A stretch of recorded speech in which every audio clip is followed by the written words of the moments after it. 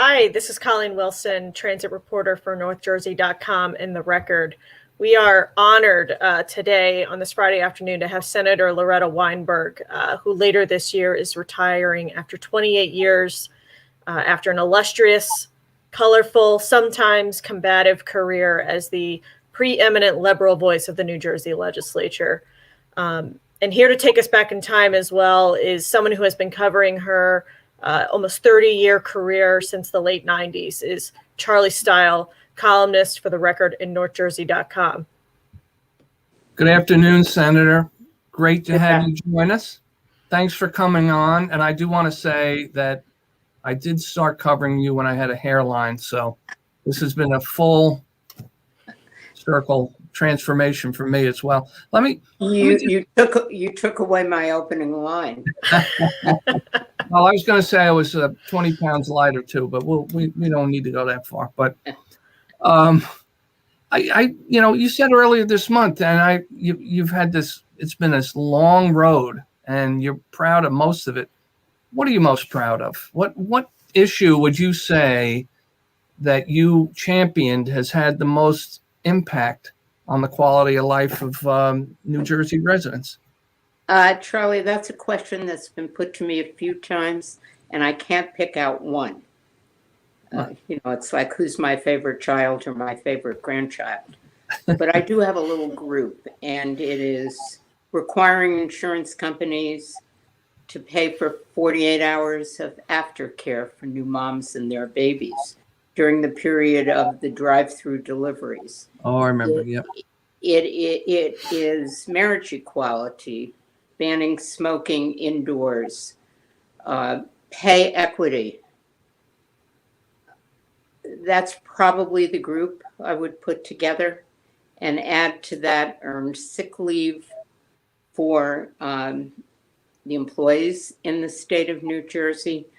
So that's been the joy of my career, of actually recognizing the problems that people like you and me and our neighbors and friends face on a daily basis, and how we can make it a little bit better. The flip side of that, what would you say was your biggest disappointment? Something you really pushed, and like Sisyphus, you got it up the hill and it rolled right back down on you. What would you point to? Well, remember, I still have the rest of my term to try to push a few of those things up the hill.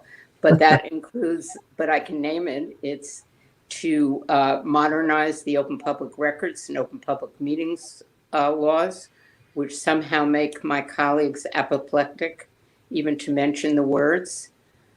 So that's one really big issue that's out there. Right. Certainly, we've done a lot in women's access to healthcare.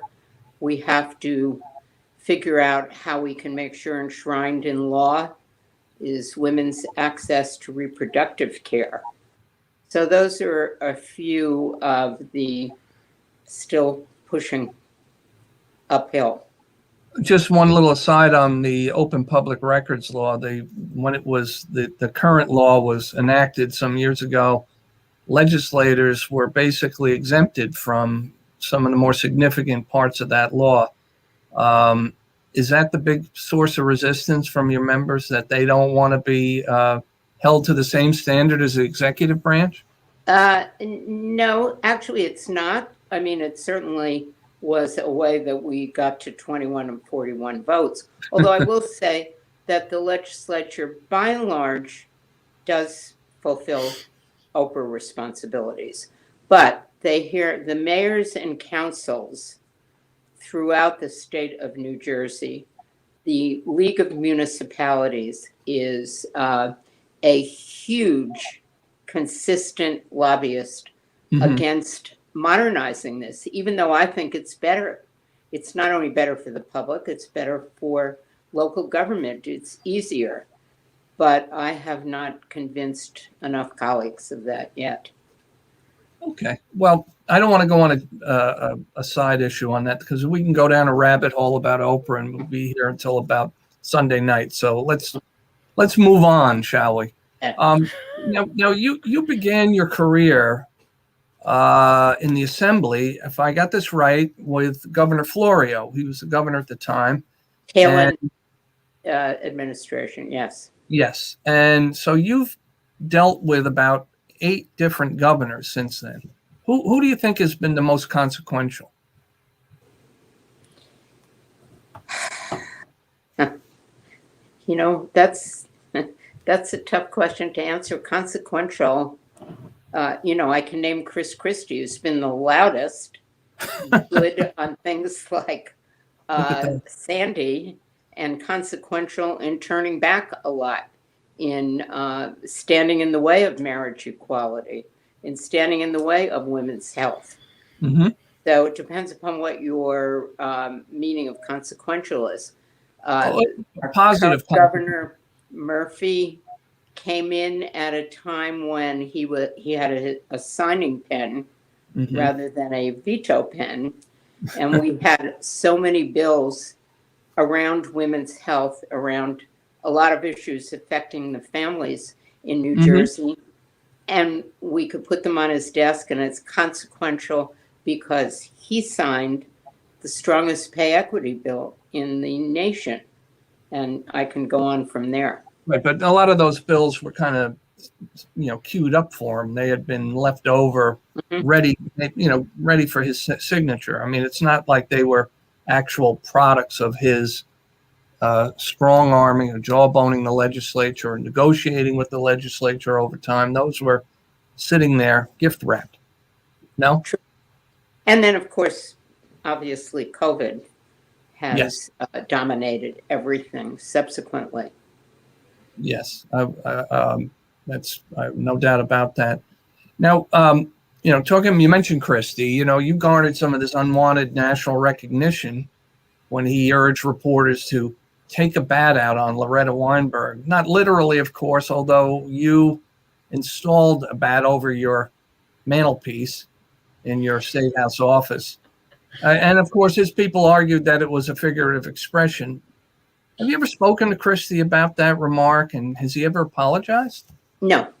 I have, met him on many an occasion.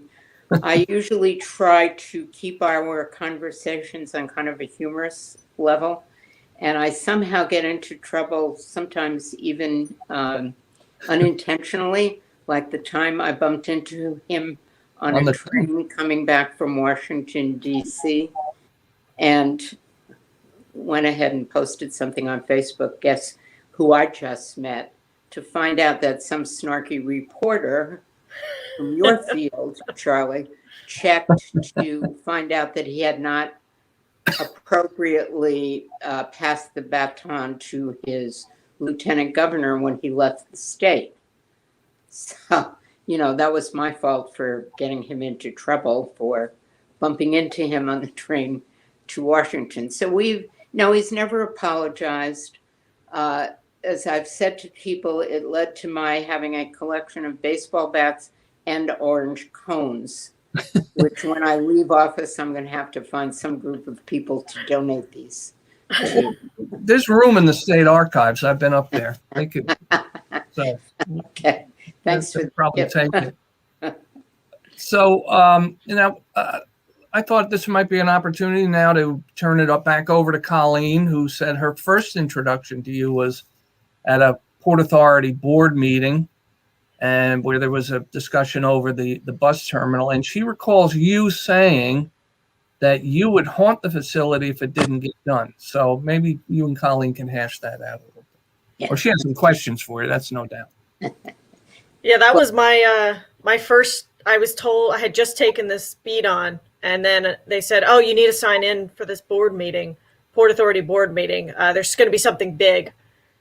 I didn't know. I didn't really know much about it, and then I hear you come on, first public speaker, and I didn't know what I was walking into with this Jersey beat. So yeah, maybe take us back to.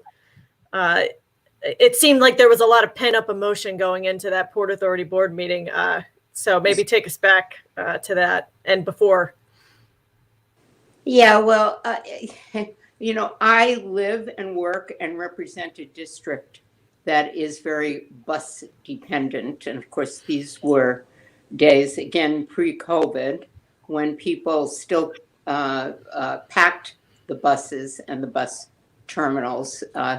In fact, the scene you have on right now, you can see my office building off to the right.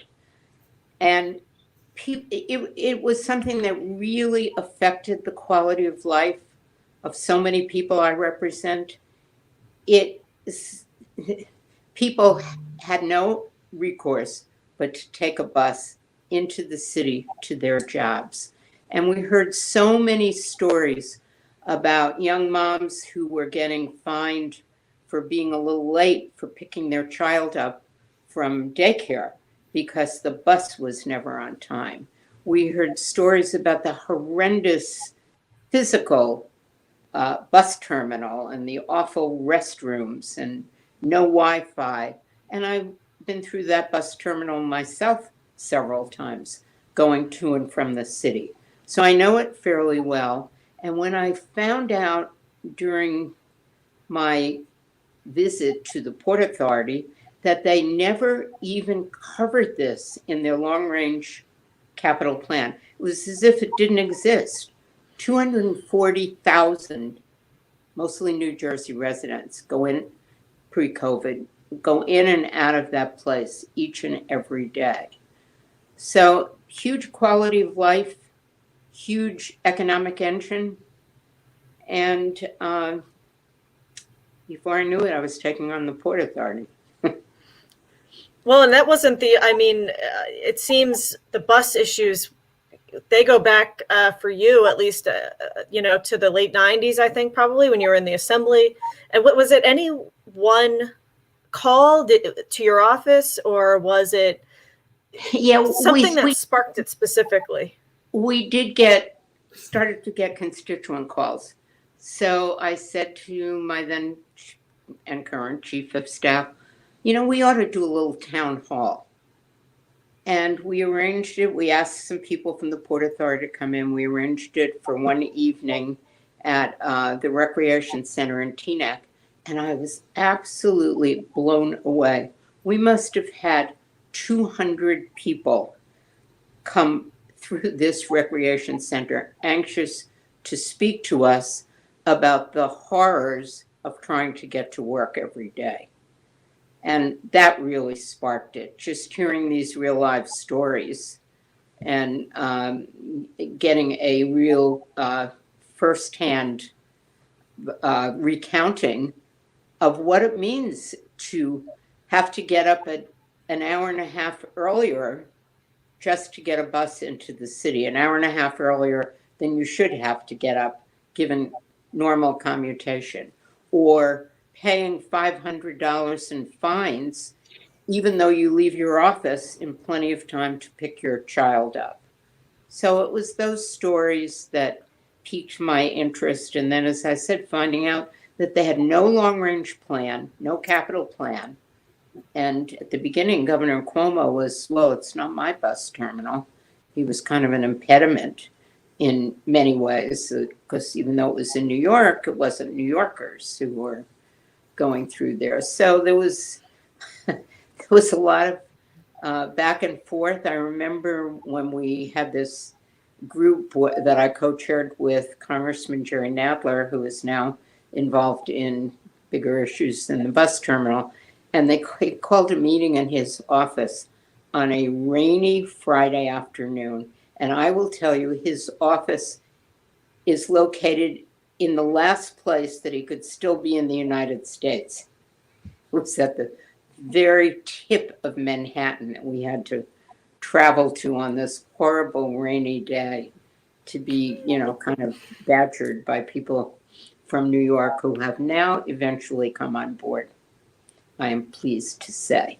As we've seen in Governor Cuomo's, the Port Authority bus terminal even got a mention in his one of his State of the State speeches. If you wait long enough, you see everything, right? Well, exactly. So I guess just to kind of dovetail that into this is, who is going to take up this baton, after you retire? I don't know if we lost the senator there, but Sorry about that. oh, Yeah, sorry about that. yeah, I just wonder who are commuters going to turn to, do you think, in your stead?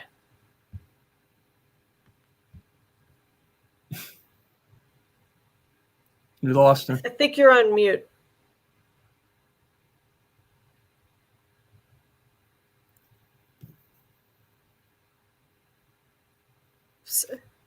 Yeah, Senator, we can't hear you, actually. Is there any way to text her?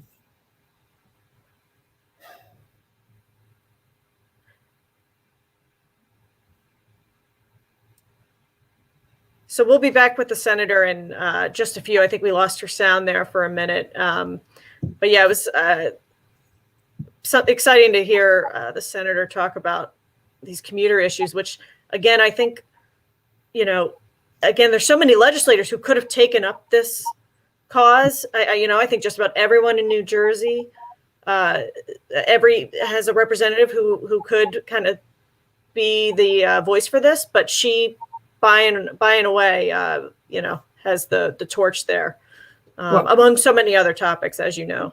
Well, she comes from the 37th legislative district, one of the most liberal in the state, including Teaneck and Hackensack and Fort Lee, in Bergen County, and Englewood. This is like the liberal heartland of New Jersey, so it stands to reason that she would represent those values. I think her constituents expect that, but it's easy also to forget that this is a big bridge and tunnel district. A lot of people depend on getting across the GWB, and they depend on the tunnels to get to Manhattan every day. And it is a real pocketbook, bread and butter issue for people. It's a quality of life issue. And it really is, it should be, by nature of that district, should be a top priority. And I think she's ran with it in a way that few others have done from North Jersey. I think she's really seized the initiative on it. And it's been helped because of her high profile. She's not she's not a shy retiring violet. And she was also the first Democratic candidate for lieutenant governor in this state. She has some statewide recognition. So it's former constituent service.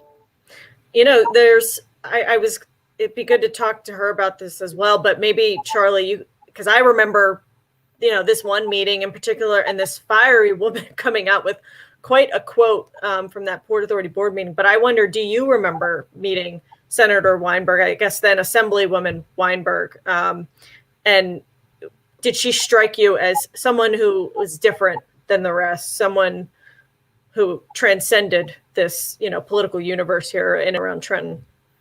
Oh, I remember her. I don't remember specifically, but I remember her getting up and standing up in a floor speech in the assembly and giving this rigorous, fiery denunciation of somebody's position. And I think it had to do with women's health care. And it was so sharp, and it seemed to cut through the humdrum of a typical assembly session, the din of an assembly session, but it not only with the pitch and the volume, but with the moral clarity. And I said, and you just had to notice her. She was not a backbencher from the beginning. And she always, now I think this sometimes annoys her colleagues, that she's always, a dangerous place to be. Is one joke I heard, and we've heard this from other politicians, is between Loretta and a camera. I think that's a little unfair. I mean, we kind of do seek her out, but she is not camera shy. She's politically and media savvy, and so I just feel like she's always been in a different category, and I could tell from those initial floor speeches that she was going places. Right. Yeah, I have to say, there's something very refreshing about just being able to call Senator Weinberg on her cell phone and get her for 5 minutes if I need it for a story. And that, to me, in a small way, sets her apart from other politicians where you have to, go through a phone tree practically to get someone, if that. And she does it with a twinkle in her eye too. I mean, we called her combative. She is, but she's not. With a smile. Yeah, I've seen her get outraged and angry, but it always hits the ceiling. She's not one to throw too many brickbats. She kind of restrains herself because she's very savvy and. Absolutely, and I think she's going to be joining us here, Charlie. I'm seeing. Great. This is feel like I'm sorry. Oh, it's like we're on Welcome CNN back. doing the election night coverage where we got to. I think where we left off, Senator, was just asking about how to kind of carry on that torch for commuters, going forward. Well, hopefully my successor, whoever that might be, will do that. And, we all have a different style. I feel when I grab an issue, I kind of disciplined and focused, and I have a competitive side to my personality. I like to win if I can. And I think I put my arms around issues that are important. Oh, that's an old picture.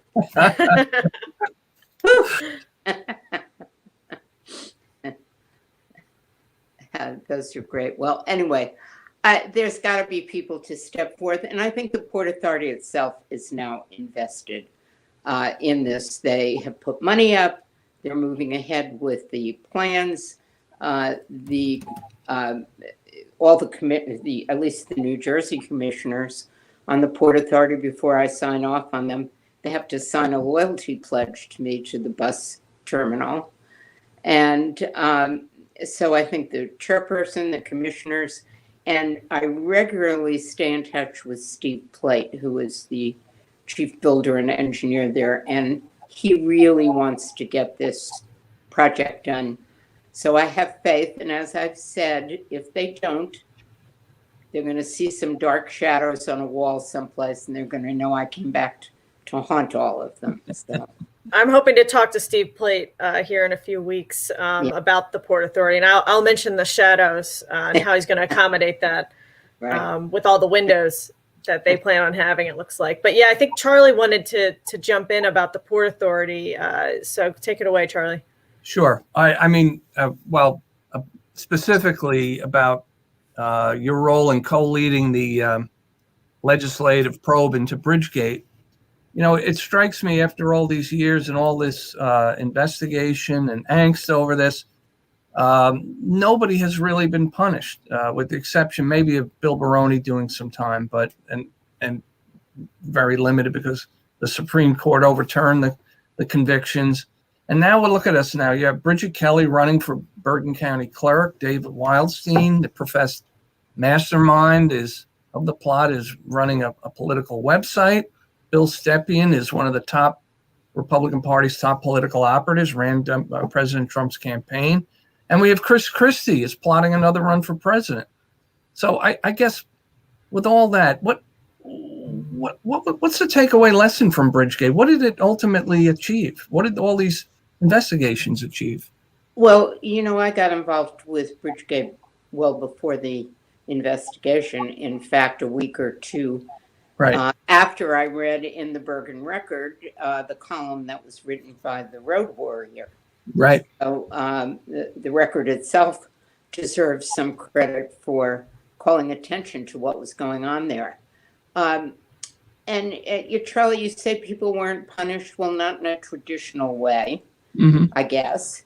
But people like Bridget Kelly and Bill Baroni and David Wildstein certainly had their lives interrupted for some period of time. Chris Christie running for president, this will consistently be a millstone around him because my opinion, even though he might not have put the cones there himself. Mm-hmm. Did we lose her again? Uh-oh. Yeah, the volume is up. I know where she left off. We're talking about Christie. Yeah.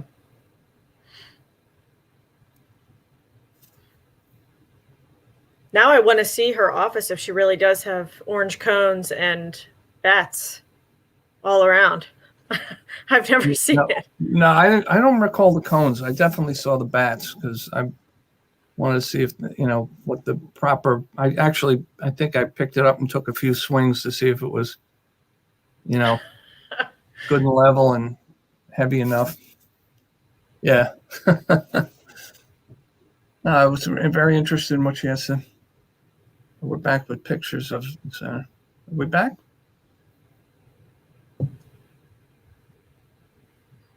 That looks like downtown Teaneck. Yeah, she said she could see her office in that B-roll.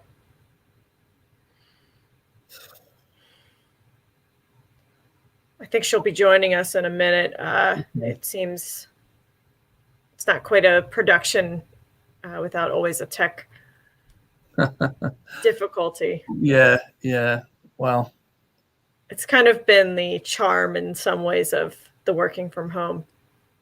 Yeah, no, I atmosphere. know she's right about the non-traditional punishment. People's lives were upended. I know Bridget Kelly's was upended, etc. But with such a colossal event like that, I don't know. Yeah, I think she's going to take it away here because I think she you're is. you're riffing on the impact of Chris Christie and of Right. Bridgegate on his future. Yeah, I really believe that Chris Christie and the whole idea of his whole administration was about a constituency of one. Chris Christie. Mm-hmm. He set the atmosphere, he set the environment, and that is something that he has not assumed responsibility for and has not apologized for. Mm-hmm. And that's what I think is his portion of the responsibility for what happened there, how people's lives were interrupted, how it was deemed okay. I mean, it was such a bizarre plot. Absolutely. But then again, we look at QAnon congresswomen today, so maybe it wasn't so bizarre. Well, just a short aside, what do you think about Bridget Kelly running for county clerk? Do you think that this will haunt her now that she's run? As I said to some member of the media who asked me about that, if Chris Christie can run for president, there's no reason for her not to run for county clerk. I got one more quick question. I first saw you in the 90s holding a press conference about Chuck Haitai and then the Assembly Speaker's sexual harassment settlement. Now we come 25 years later and this issue is still prevalent. Has the toxic culture changed in New Jersey or has it just gotten worse? The male misogynistic culture of politics? Well, it hadn't changed, Mm-hmm. but now I think it's going to. But I'll tell you what the interesting lesson I took out of that. Remember, we Democrats were very much in the minority. When I came into the assembly, there were 22 of us out of 80. But when I went out on this issue around Chuck Haitai, because I read the deposition of the woman who made the accusation. It's a long story. I won't go into it. Mm-hmm. Right.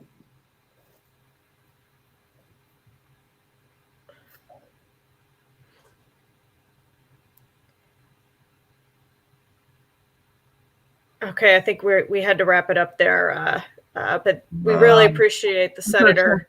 Talked all day. I'm sorry. Thank you very much. Thanks so much for joining us today, Senator. We only got to touch on just a few of the memories from 28 years, but we can do this again, I'm sure. And Charlie, thanks for joining us as well and kind of very much. guiding us through that. So we'll have to do this again. This is NorthJersey.com and The Record. Thanks for having us.